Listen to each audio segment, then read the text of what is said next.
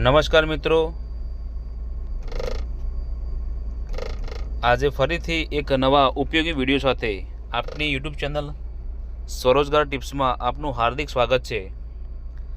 માનવ કલ્યાણ યોજના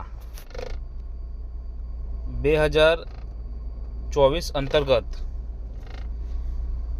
ઘરઘંટી, embroidery machine, beauty parlour kit, electrician kit અને બીજા 28 પ્રકારના જે સાધનોની કિટ મળવાની છે। તો આ કિટ એ દરેક જે લાભાર્થી છે એના માટે સ્વરોજગાર માટે ઉત્તમ પ્રકારની એક શું કહેવાય સહાય સાબિત થવાની છે। તો આ સહાય લેવા માટે વિડીયોને દરેક સુધી શેર કરી દેજો। દરેકને આનો લાભ મળશે તો એક સેવાનું કામ છે મિત્રો। તો આ જે યોજના છે 2024ની, એમાં લાભ લેવા માટે કયા કયા ડોક્યુમેન્ટ જોઈશે, કોણ કોણ લાભ લઈ શકે, કોને લાભ મળશે, ફોર્મ ભરવાના ચાલુ થઈ ગયા છે મિત્રો। આ ફોર્મ કેવી રીતે ભરવું એ પણ આપણે આ વિડીયોમાં જોવાનું છે। તો જે મિત્રો ચેનલમાં નવા છે એમને વિનંતી છે કે આપણી ચેનલ સ્વરોજગાર ટિપ્સને સબસ્ક્રાઈબ કરી દેજો, એને શેર કરી દેજો, જેથી દરેકને આવા સચોટ સાચા વિડીયોની માહિતી મળતી રહે। તો ફરીથી એકવાર વિનંતી કે વિડીયોને શેર કરી દેજો। તો જોઈશું કે માનવ કલ્યાણ યોજના 2024 અંતર્ગત આપણને આ કીટો કઈ રીતે મળશે, એનું ફોર્મ કઈ રીતે ભરવું। તો સૌથી પહેલાં તમારે ગૂગલમાં equity.gujarat.government.in લખીને સર્ચ કરવાનું છે। ત્યારબાદ તમને આ પ્રકારની ઇન્ટરફેસની વેબસાઇટ જોવા મળશે। તો અહીંયા પહેલાં જે લખ્યું છે equity, એના ઉપર તમારે ક્લિક કરી દેવાનું રહેશે। ક્લિક કરશો એટલે તમને આ પ્રકારનું વેબસાઇટનું ઇન્ટરફેસ જોવા મળશે।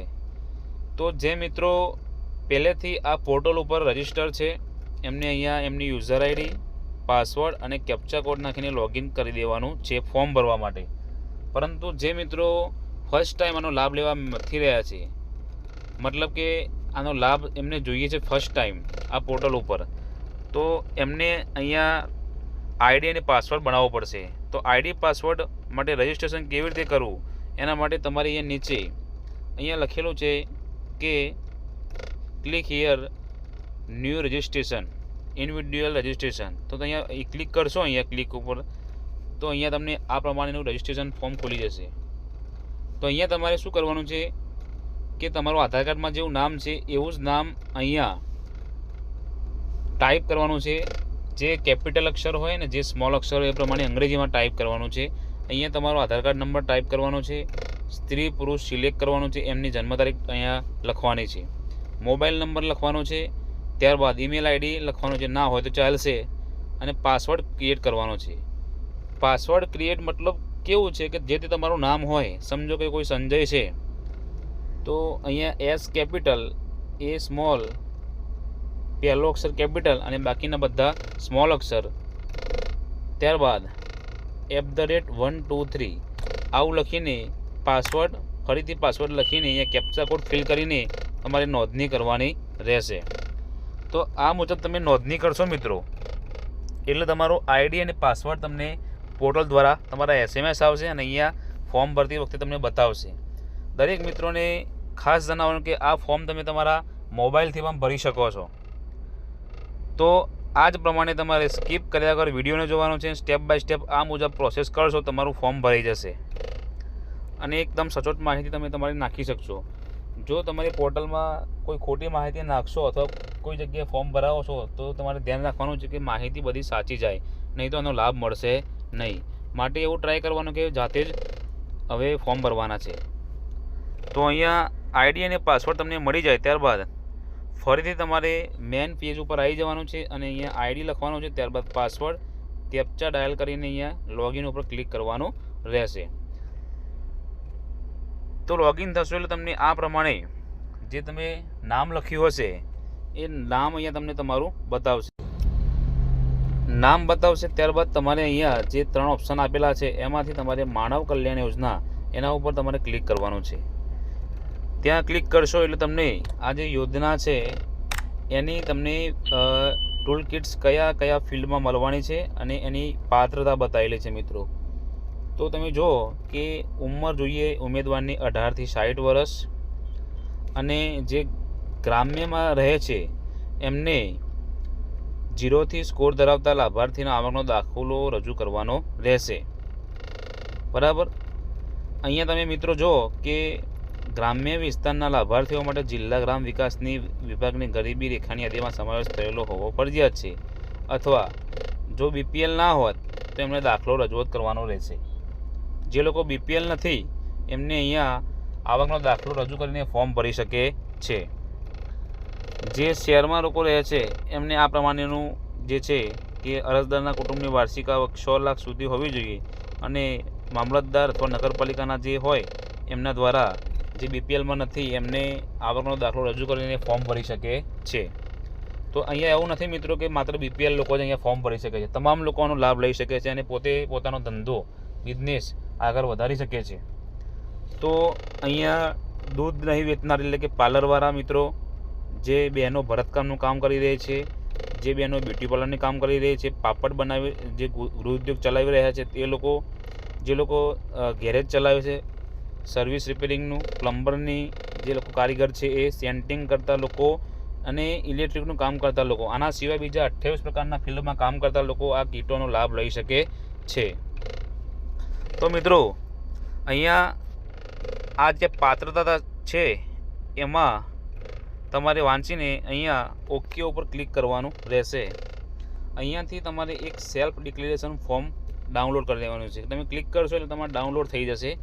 જે ફોર્મ આ પ્રમાણેનું હશે કે હું નીચે સહી કરનાર, તમારું અહીંયા નામ લખવાનું છે, તમારું ગામ, તાલુકો, જિલ્લો, તમારી ઉંમર લખવાની છે, અને તમે સમજો કે છેલ્લા 5 વર્ષથી અથવા તો 2 વર્ષથી ગમે તે સાધન, સમજો કે પ્લમ્બરનું અથવા તો બ્યુટી પાર્લરનું જે કરતા હોય એ છેલ્લા 5 વર્ષથી 2 વર્ષથી જેટલા ટાઈમથી કરતા હોય એ અહીંયા લખીને તમારું સ્થળને સહી કરવાની છે. એ સહી કરીને તમારે ડોક્યુમેન્ટ છેલ્લે અપલોડ કરવાનું આવશે. તો આ મુજબ તમારે ફોર્મ ડાઉનલોડ કરીને તમારે ભરીને એને સ્કેન કરીને તૈયાર રાખવાનું રહેશે. તો એ ફોર્મ ડાઉનલોડ કર્યા પછી તમારે અહીંયા જે અરજદાર છે એની પ્રોફાઇલ બનાવવાની છે. તો અહીંયા જે પ્રમાણે આપણે રજિસ્ટ્રેશન કર્યું એના મુજબ અહીંયા નામ, જન્મ તારીખ, આધાર નંબર અને મોબાઈલ નંબર તો ઓટોમેટિક અહીંયા ફિલ થવાનો છે. ત્યારબાદ તમારે અહીંયા ફોટો તમારો જે છે એ અહીંયા નાખવાનો છે. ઓલરેડી સ્કેન કરીને તમારે રાખેલો હોય ફોટો, એ તમારો તાજેતરનો ફોટો અહીંયા સ્કેન કરીને અપલોડ કરવાનો રહેશે. ત્યારબાદ અહીંયા તમારું જે છે એ સરનામું, હાલનું સરનામું, જે તમારું રાજ્ય હોય, જિલ્લો હોય, તાલુકો હોય, ગામ હોય અને જે તમારું ફર્યું હોય. ત્યારબાદ અહીંયા પિનકોડ નંબર નાખવાનો છે. તમે જો સેમ હોય અરજદારનું હાલનું સરનામું અને કાયમી સરનામું તો અહીંયા ક્લિક કરી દેવાનું છે. તો જે સરનામું અહીંયા હતું અહીંયા ફિલ થઈ જશે. ત્યારબાદ અપડેટ ઉપર ક્લિક કરવાનું રહેશે. તો અપડેટ ઉપર ક્લિક કરશો એટલે તમને આ મુજબ તમારી પ્રોફાઇલ તૈયાર થઈને લોગિનમાં ઓટોમેટિક ક્લિક થશે. તો અહીંયા તમારું જે નામ છે એ અંગ્રેજીમાં લખવાનું છે. ત્યારબાદ એનું જ નામ ગુજરાતીમાં, તમારા પિતાજીનું નામ અથવા પતિનું નામ ઇંગ્લિશમાં અને ગુજરાતીમાં. ત્યારબાદ તમારે અહીંયા જાતિ સિલેક્ટ કરવાની છે. ઓબીસી છો, જનરલમાં છો કે જે કેટેગરી હોય એ તમારે સિલેક્ટ કરવાની રહેશે. ત્યારબાદ તમારે અહીંયા જે તમારો છે મોબાઈલ નંબર અને રેશન કાર્ડ નંબર અહીંયા એડ કરવાનો છે. ત્યારબાદ તમે નીચે સ્ક્રોલ કરશો એટલે તમને જે એડ્રેસ હતું તમારું એ હાલનું સરનામું અને કાયમી સરનામું અહીંયા ફરીથી એકવાર નાખીને અહીંયા ઉપર મુજબ ક્લિક કરવાનું છે. ત્યારબાદ સેવ એન્ડ નેક્સ્ટ ઉપર ક્લિક કરવાનું રહેશે. તો સેવ એન્ડ નેક્સ્ટ ઉપર ક્લિક કરતાં આગળનું પેજ આ પ્રમાણેનું ખુલશે. વ્યક્તિગત માહિતીનું જે પહેલું સ્ટેજ હતું એ પૂરું થઈ ગયું મિત્રો. હવે અરજીની વિગતો આવશે. તો ટૂલ કિટ્સનું નામ, તો તમે અહીંયા ક્લિક કરશો એટલે તમે જે ટૂલ કિટ્સ મેળવવા માગો છો એ ટૂલ કિટ્સ અહીંયા તમારે સિલેક્ટ કરી લેવાની રહેશે. ત્યારબાદ તમારી જે શૈક્ષણિક લાયકાત છે એ લાયકાત તમારે અહીંયાથી સિલેક્ટ કરવાની છે. 8 પાસ, 12 પાસ, 10 પાસ, ગ્રેજ્યુએટ જે હોય તમારે સિલેક્ટ કરવાની રહેશે. અહીંયા આ બોક્સમાં કંઈ નહીં લખો તો ચાલશે. ત્યારબાદ અહીંયા તમારે આ 3 પૈકી એક વિગત ભરવાની છે. જો તમે ગ્રામ્યમાં બીપીએલ હોય તો બીપીએલનો સ્કોર લખવાનો છે, શહેરમાં હોય તો સુવર્ણ રોજગારી કાર્ડ લખવાનું છે, અને એમાંથી કશું જ ના હોય તો છેલ્લે તમે આવક તમારી લખો, જે આવકનો દાખલો હોય એમાંની આવક તમારે દર્શાવવાની રહેશે. ત્યારબાદ અહીંયા આવક લખ્યા પછી તમે જે ધંધો તમારો કરવા માગો છો, સમજો કે કોઈ પાપડ બનાવે છે તો લક્ષ્મી ગૃહ ઉદ્યોગ અથવા લક્ષ્મી પાપડ ઉદ્યોગ, કોઈ બ્યુટી પાર્લર લખતો હોય તો જે તે નામથી બ્યુટી પાર્લરનું નામ હોય એ તમે અહીંયા લખી દેવાનું રહેશે. જે તે ધંધાનું નામ હોય તમારે ધંધાનું નામ લખી દેવાનું રહેશે. ત્યારબાદ આ તમે ધંધો વારસાગત કરો છો કે ના, તો ધંધો વારસાગત હોય, બ્યુટી પાર્લરનો હોય તો વારસાગત હોય તો હા અથવા તો ના, જે તે ધંધો હોય તમારે એ પ્રમાણે કરવાનું રહેશે. અહીંયા ઈ શ્રમ કાર્ડ ફરજિયાત તમારે લખવાનું છે, એનો નંબર જે છે ફરજિયાત અહીંયા લખવાનો છે. જે લોકોએ ભૂતકાળમાં ઈ શ્રમ કાર્ડ બનાવેલા છે તો ઈ શ્રમ કાર્ડ તમારે અહીંયાથી નંબર લખવાનો રહેશે. જે લોકોને ઈ શ્રમ કાર્ડ નથી અને નવું બનાવવું છે એને અહીંયા ક્લિક કરવાનું છે તો ઓટોમેટિક ત્યાં ઈ શ્રમ કાર્ડ તમારું બનાવવા માટેનું પેજ ખોલી જશે. જે લોકોને ઈ શ્રમ કાર્ડ નથી બનાવ્યા અથવા નથી બનાવતા આવડતું તો એમને બનાવવું હોય તો કોમેન્ટમાં મિત્રો લખજો. આપણે આ વિષયનો વિડીયો ટૂંક સમયમાં બનાવી દઈશું કે ઈ શ્રમ કાર્ડ કેમનું બનાવવું, અથવા બનાવેલું છે અને ખોવાઈ ગયું હોય તો એને ફરીથી કેમનું ડાઉનલોડ કરવું, એના વિશેનો વિડીયો આપણે બનાવી દઈશું. તો ખાસ અહીંયા ઈ શ્રમ કાર્ડ અપડેટ કરવાનું છે. ત્યારબાદ શહેરી ગ્રામીણ ટીક કરવાનું છે. ત્યારબાદ જે અહીંયા રેડ કલરની ફૂંદરી દેખાય છે એ તમારે એડ્રેસ તમારે ફિલ કરી દેવાનું રહેશે અને સેવ એન્ડ નેક્સ્ટ ઉપર ક્લિક કરીને આગળ વધવાનું છે. હવે જે અરજીની વિગતો તો ભરાઈ ગઈ, હવે દસ્તાવેજો એટલે કે તમારા ડોક્યુમેન્ટ અપડેટ કરવાના છે. તો ડોક્યુમેન્ટમાં તમારે જુઓ તો અહીંયા આધાર કાર્ડની નકલ, જે ઓરિજિનલ આધાર કાર્ડ હોય એનો આગળ પાછળનો જે ફોટો હોય એની PDF બનાવીને અહીંયા અપલોડ કરવાની છે. અહીંયા આધાર નંબર લખી દેવાનો છે, રેશન કાર્ડ નંબર અહીંયા લખવાનો છે અને રેશન કાર્ડની કોપી અહીંયા અપલોડ કરી દેવાની રહેશે. ત્યારબાદ નીચે જોતા અહીંયા ઉંમરના પુરાવા માટે અહીંયા ફરીથી એકવાર આધાર કાર્ડ નંબર નાખી દેજો અને આધાર કાર્ડ અપલોડ કરી દેવાનું રહેશે.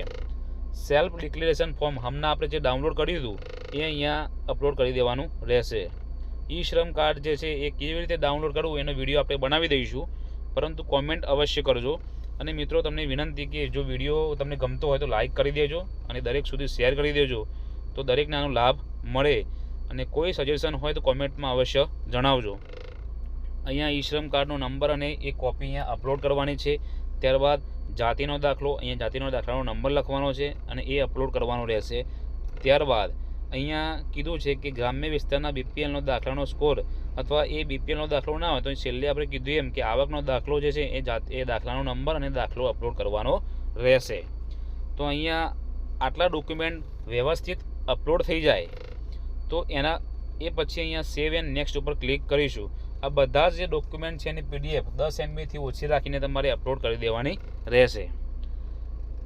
સેવ કરતાં આગળ તમને આવું પેજ જોવા મળશે કે અહીંયા નિયમો અને શરતો, તો આ તમારે વાંચી લેવાની છે કે નિયમો એવા છે કે આ જે બધું આપણે ભર્યું છે, ધંધો હું કરું છું અને ડોક્યુમેન્ટ સાચા છે, આ વાંચીને તમારે અહીંયા ક્લિક કરવાનું રહેશે. ક્લિક કરીને ફરીથી એકવાર સેવ એન્ડ નેક્સ્ટ ઉપર ક્લિક કરજો તો મિત્રો આગળ તમને આ મુજબ તમારી એપ્લિકેશન રજિસ્ટર થઈ ચૂકી છે એવું લખાઈને આવશે. Thank you, your registration number is, આ કરીને તમારો નંબર અહીંયા દેખાશે જે તમારે નોંધી લેવાનો છે. તમને SMS પણ મળી જશે અને અહીંયાથી તમારે જે તમારો અરજી ક્રમાંક છે એના નીચે તમને અરજી પ્રિન્ટ કરો તો એની અરજી ઉપર ક્લિક કરશો એટલે અરજી પ્રિન્ટ આઉટ થઈ જશે. આ મુજબ અરજીની કોપી તમારે લઈ લેવાની રહેશે. ત્યારબાદ અરજીની વિગતો, તો અહીંયા અરજીની વિગત તમારે જોવી હોય ફરીથી લોગિન કરીને પોર્ટલ ઉપર તો અહીંયા ક્લિક કરવાનું. તમારે પ્રિન્ટ ફરી ખોવાઈ જાય લેવી હોય તો ફરીથી પ્રિન્ટ લોગિન કરીને પ્રિન્ટ તમે કાઢી શકો છો. ત્યારબાદ અહીંયા અરજદારનું નામ છે એ તમારે ચેક કરી લેવાનું, અરજી નંબર, અરજીની તારીખ, જિલ્લો, તાલુકો, જાતિ, મોબાઈલ નંબર, આ બધું તમારે વેરિફિકેશન કરી લેવાનું છે કે બરાબર ફોર્મ ભરાયું છે કે નથી ભરાયું. તો આ હતું મિત્રો આજે આપણું ફોર્મ ભરવાની વિગત. અને તમને પ્રિન્ટ લેશો એટલે તમને આ પ્રમાણેની પ્રિન્ટ તમને જોવા મળશે જે તમારે સાચવી લેવાની છે. અને મહિનાની અંદર તમારે આ અરજીનું સ્ટેટસ તપાસતા રહેવાનું છે. તમને મંજૂરી મળી એટલે તમને આ ટૂલ કિટ માટે અગાઉથી તમને SMS મળશે કે તમારી અરજી મંજૂર થઈ ગઈ છે. તો મિત્રો આ હતું આપણું ઈ કુટીર એટલે કે માનવ કલ્યાણ સમાન યોજના 2024. તો દરેકને આમાં ફોર્મ ભરવા માટે આગ્રહ કરજો, દરેકને ફોર્મ ભરી આપજો અને દરેકને ના ફાવતો હોય તો વિડીયો શેર કરી દેજો. કોઈ સૂચનો હોય તો કોમેન્ટમાં લખજો.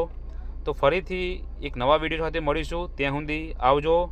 જય હિન્દ, જય ભારત.